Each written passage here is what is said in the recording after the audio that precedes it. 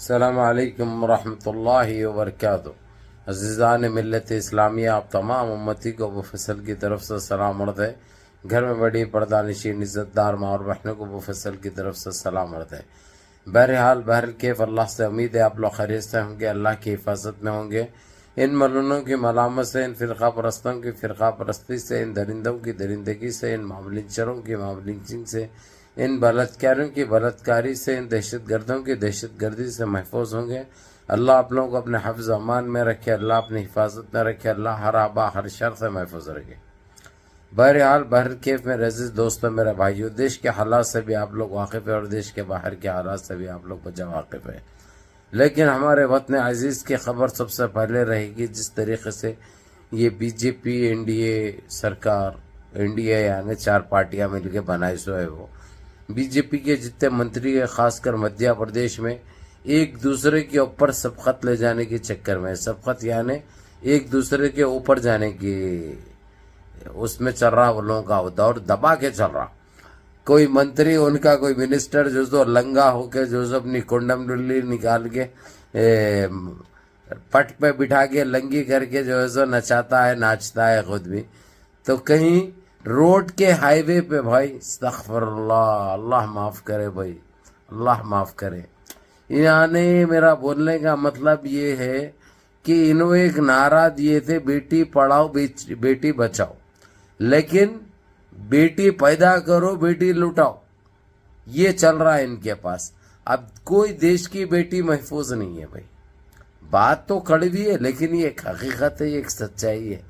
بات تو چپتی ان کو گھپ بول گئے، لیکن چپنے تو اس سے فرق نہیں پڑتا، کیونکہ وہ ہمارے ہندوستان کی بیٹی ہے، وہ ہمارے دیش کی بیٹی ہے۔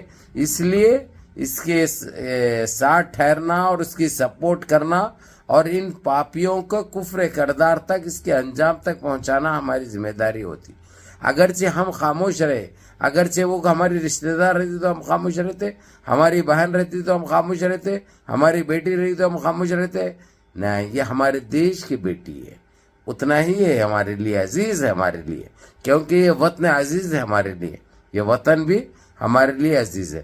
اب یہ چندی چور، یہ مٹھی بھر کے آتنکی، انبھکت، یعنی یہ اپنے آپ کو کیا سمجھ لیتے، کیا بول لیتے، اس سے ہم کو فرق نہیں پڑتا، لیکن ہماری دیش کی بیٹی کے لیے ہم برابر اس کے لیے انصاف ملنے تک ہم آواز اٹھائیں گے۔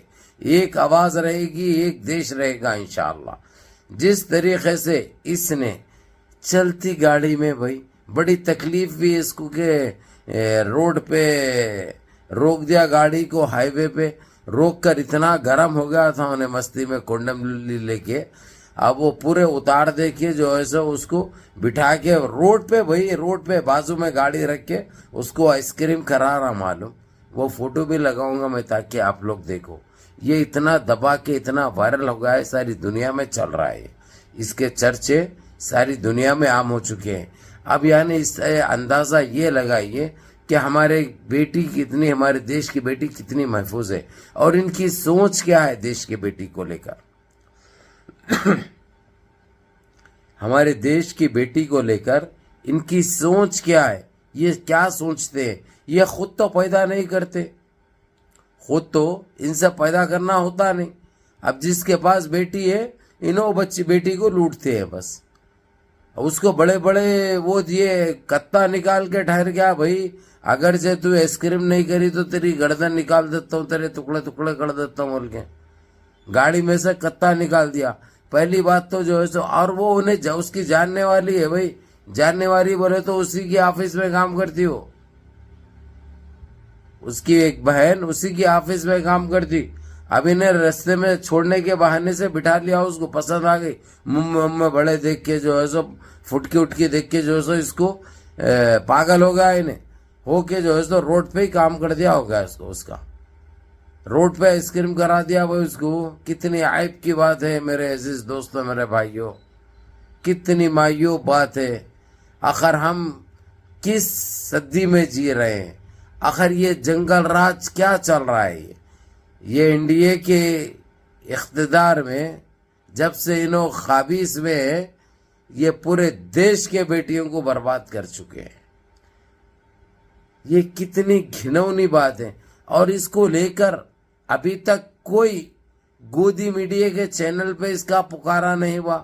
اگرچہ اس کی جگہ پہ کوئی اگرچہ مسلمان رہتا یا کوئی دلت رہتا یا کوئی کرسچن رہتا تو یہ لوگ آسمان زمین پہ لے آ جاتے. اب یہ بڑا منسٹر ہے, ایک تو بڑی پارٹی بی جے پی کا منسٹر ہے, تو کون بولے گا اس کے خلاف؟ اور ابھی تک پولیس اس کو گرفتار تک نہیں کری.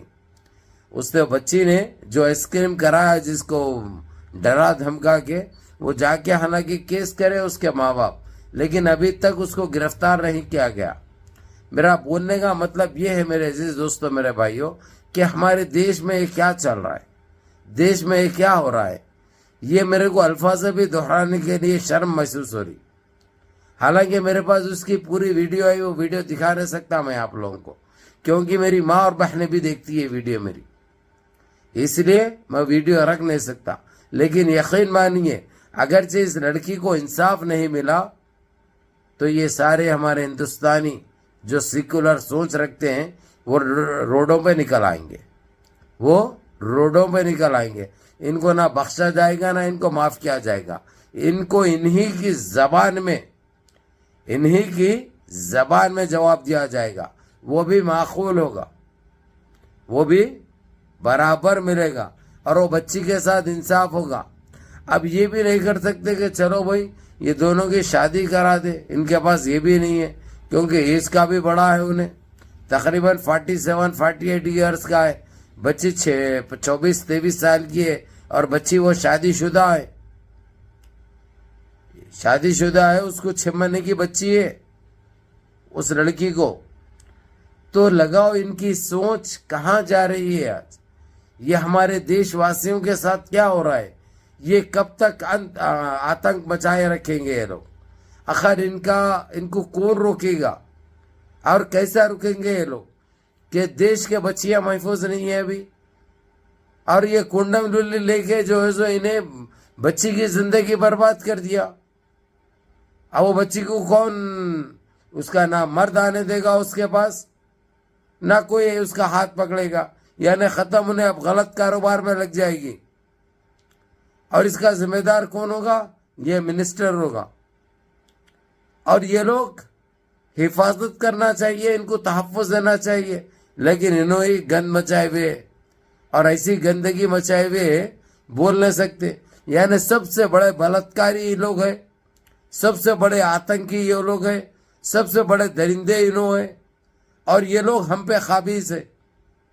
یہ ہمارے دیش کی باغ ڈور سنبھالے ہوئے ہیں, یہ ہماری کیا رکشا کریں گے یہ لوگ.